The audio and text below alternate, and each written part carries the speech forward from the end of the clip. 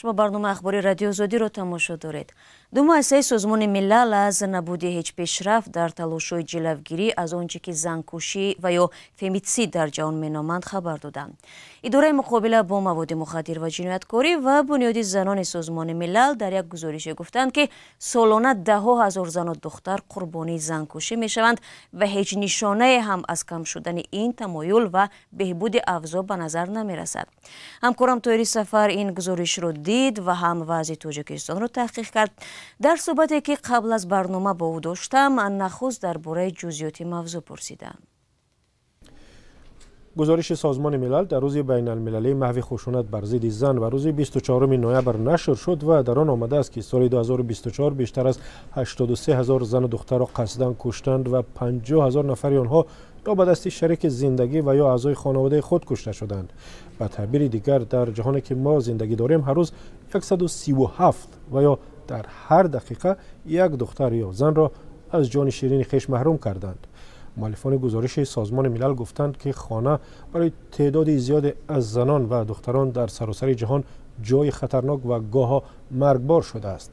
ارزیابی‌ها نشان دادند زنکشی به دست همسر یا عضو خانواده در قاره افریقا زیادتر است.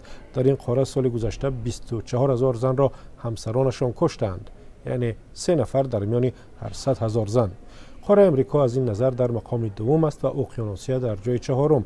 در قاره آسیا که تاجیکستان را هم فرا میگیرد سال 2024 از میان هر 100,000 زن 0.7 یا نزدیک به یک زن قربانی زنکشی شده است. تحقیقات نشان داده است جبر و ظلم پیوسته به زن یا خواهر و یا نادیده گرفتن این جبر و ظلم، بی‌اعتنایی به بدرفتاری و ظلم و ستم شوهر یا هر مرد دیگری خانواده سبب قتل زن و فاجعه در عائله شده است. سال دیگر از همکارم درباره وضع زنکشی در تاجیکستان بود که آیا دیده می شود؟ اگر بله چقدر زیاد است؟ ولی شهلا در تاجیکستان هنوز آمار علاهیده درباره زنکشی نشر نکردند، اما جستجوی کوتاه رادیو آزادی فقط در وبسایت وزارت کارهای داخلی نشان داد که تنها در سال گذشته و امسال 11 مورد زنکشی ثبت شده است. در بیانیه ها هم دقیق گفته شده است که زنان تاجیک را یا شوهرانشان یا مردان خویشاوند یا همسران سابقشان کشتند. شیوه های قتل همسران هم واقعا بیرحمانه بودند. مثلا مادری 52 ساله را شوهری 58 سالش در شهر استرافشان بابل زده کشته است. جوانزنی 32 ساله دیگر را همسرش به حد با کلتک آهنین زده است که در خانه جان داده است. مادر دیگری را هم شوهر یا پدر طفل نوزادش در نزد گوهر جیگربندش نفس گیر کرده است و تا به حدی که دیرتر جان داده است. حالا ظاهرا طفل هم بی مادر است و هم بی پدر که به شک برای قتل همسرش زندانی است. خشونت در عائله در تاجیکستان که اکثرا نسبت به زنان صورت میگیرد به قول حامیان حقوق یک کار معمولی است. تشکر. همکارم طاهری سفر بود که اویدی گزارشی افزایش موردهای زنکشی در جهان و جای داشتن این تمایل در تاجیکستان صحبت کرد.